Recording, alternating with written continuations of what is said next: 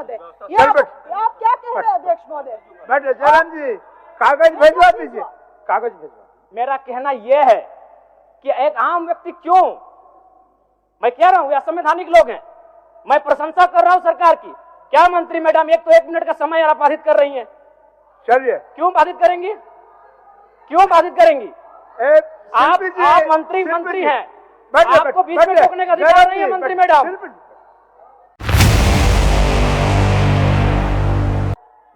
आ गया। आभार आदरणीय अध्यक्ष महोदय। वैसे नहीं होता है मैडम, वैसे नहीं होता है।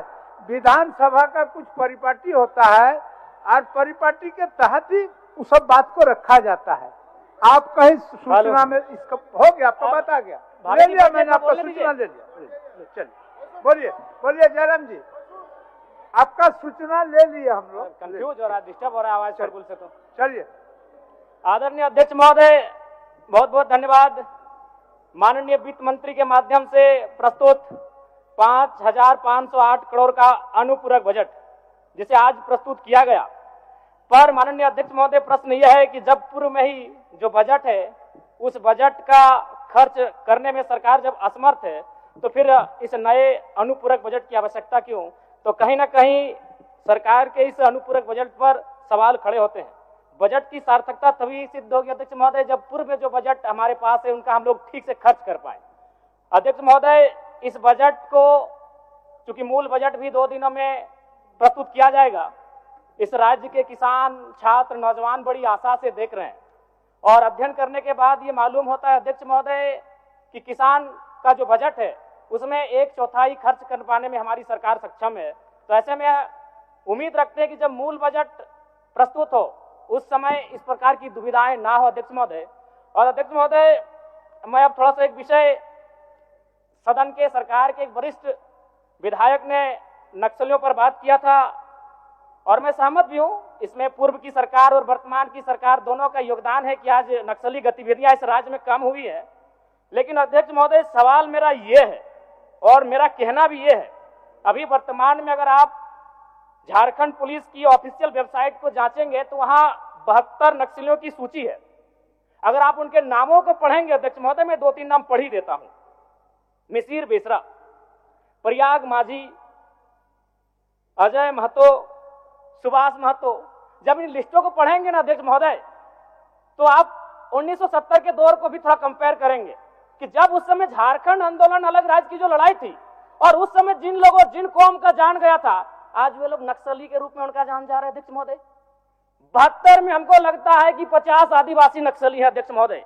मेरा कहना यह है, ये राज्य आदिवासियों का, जंगल आदिवासियों का, दलमा का पहाड़ आदिवासियों का, पारसनाथ का पहाड़ आदिवासियों का, लुगू बाबा का पहाड़ आदिवासियों का और नक्सली भी आदिवासी अध्यक्ष महोदय। खामियां कहां रही? आखिर क्या कारण रहा कि एक आम आदिवासी नक्सली गतिविधियों की ओर प्रभावित हो अध्यक्ष महोदय? बहुत ही गंभीर विषय है। मैं उस पर प्रकाश डालते हुए, मैं आज से लगभग 18 साल पहले इस देश के एक सम्मानित अखबार हिंदुस्तान में एक पत्रिका छपी थी, 17 तारीख 2रा महीना 2007। उसका शीर्षक था अध्यक्ष महोदय, माओवादियों ने बांटी हजारों एकड़ जमीन। अध्यक्ष महोदय, मैं पारसनाथ की तराई से आता हूं। जब नक्सली गतिविधियों का प्रश्न आता है तो सबसे पहले लोग पारसनाथ को देखते हैं।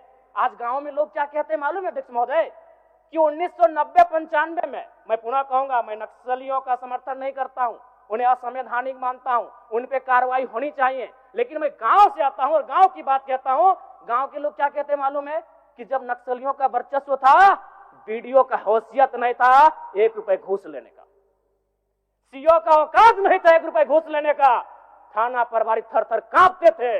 यानी आम व्यक्ति आज भी अगर गोलियां खा रहे नक्सल के नाम पर तो कारण आपका सिस्टम फेल है अध्यक्ष महोदय, इसको स्वीकारिए और नहीं तो पढ़िए झारखंड सरकार, झारखंड राज्य की गृह कार्य आपदा विभाग की रिपोर्ट, जिसमें ये कोई पुरानी रिपोर्ट नहीं अध्यक्ष महोदय, ये 2024 26 तारीख 12वां महीना 30 से कागज भेजवा दीजिए, कागज भेजवा दीजिए। 12वां समय हो गया है, सरकार का उत्तर होना है। मैडम, मंत्री मैडम साधिता करें, ये 12वां महीना की रिपोर्ट है अध्यक्ष महोदय। जयराम जी, एक मिनट। चाहते हैं क्या जी नहीं। आप क्या कहना चाहते हैं? मैं ये कि कहना चाहता हूं, व्यवस्था में आपको व्यवस्था में रह के चीजों को व्यवस्थित करना होगा। आप इस राज्य को नक्सल की ओर नहीं ढकेल सकते अध्यक्ष महोदय। ये आप क्या कह रहे हैं अध्यक्ष महोदय? बैठे जयराम जी, कागज भेजवा दीजिए, कागज भेजवा। मेरा कहना यह है कि एक आम व्यक्ति क्यों, मैं कह रहा हूं ये असंवैधानिक लोग हैं, मैं प्रशंसा कर रहा हूं सरकार की। क्या मंत्री मैडम एक तो 1 मिनट का समय आप बाधित कर रही हैं, चलिए क्यों बाधित करेंगी, क्यों बाधित करेंगी? आप मंत्री हैं, आपको बीच में रोकने का अधिकार नहीं है मंत्री मैडम। आप नए बीच में रोकने का अधिकार नहीं है। गलतियों को स्वीकार कीजिए, विफलताओं को स्वीकार कीजिए। चलिए चलिए, हो गया, विफलताओं को स्वीकार कीजिए। हो गया, चलिए। मंत्री मैडम 1 मिनट के एक तो हमें समय मिलता है। सरकार का उत्तर, माननीय सरकार का उत्तर, चलिए सरकार का उत्तर, सरकार का उत्तर, बैठिए, हो गया, चलिए।